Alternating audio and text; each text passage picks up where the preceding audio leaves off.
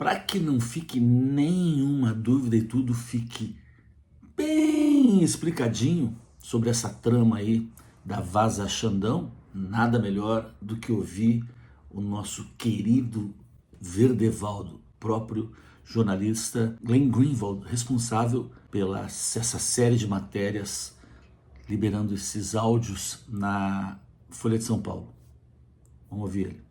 The day after the election over, this power is going to disappear, and yet it didn't. It's continuing to this very day. We've reported on how the secret orders function. This one judge, Alexandre de Moraes on the Supreme Court, he'll send an order to Twitter and Facebook and Google and TikTok and Telegram and Rumble. And I'll say, you are hereby required within the next 48 hours, within the next 2 hours, he gives them 2 hours, to ban all accounts of the following people. And he says, this order is secret and you're required to keep it a secret. We were able to get a hold of one of these secret orders in the beginning of 2023. We reported on the show.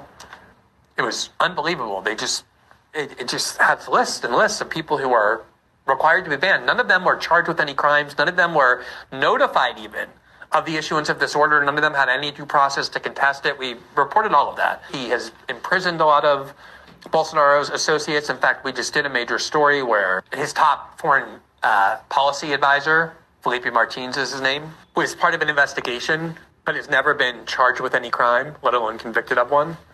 And Alexandre de Moraes ordered him imprisoned in March of this year, before any trial, before any indictment or accusation. And his argument for why he was ordering him in prison preventatively before trial was based on a complete falsehood. Namely, a reporter very friendly to the court falsely claimed that Felipe Martins had left Brazil on a presidential plane with Bolsonaro and never came back. There was records of him entering the U.S., but no records of him leaving the U.S. and re-entering Brazil. And therefore, that proved that he somehow evaporated, and that proved that he was a flight risk, and he was in prison in a very harsh prison condition for more than 6 months.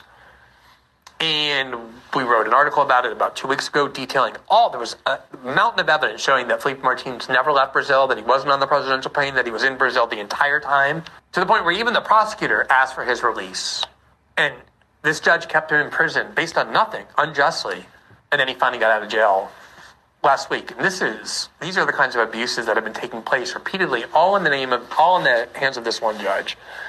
So about a month ago or so, or maybe a little bit longer than that, we were able to obtain a gigantic archive of messages, audios, documents, texts, all kinds of conversations that came right from the heart of the chambers of this judge.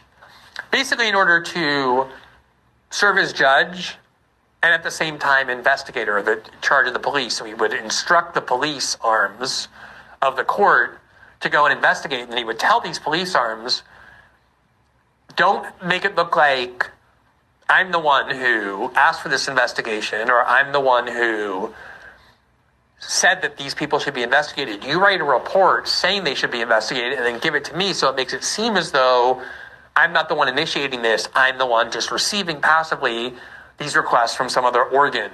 And they talked about how it was designed to create this pretext, this appearance of propriety. These are just the first stories. And there's all sorts of other parts of these stories already about how inside his chambers, they were kind of telling these dark jokes about how disturbing this all was. Sometimes they would say, go and find crimes that this news site is doing, and the guy would come back and say, I couldn't find anything, and they would say, look, he wants evidence of criminality, be creative. It's only at the beginning. We're going to continue to do this reporting.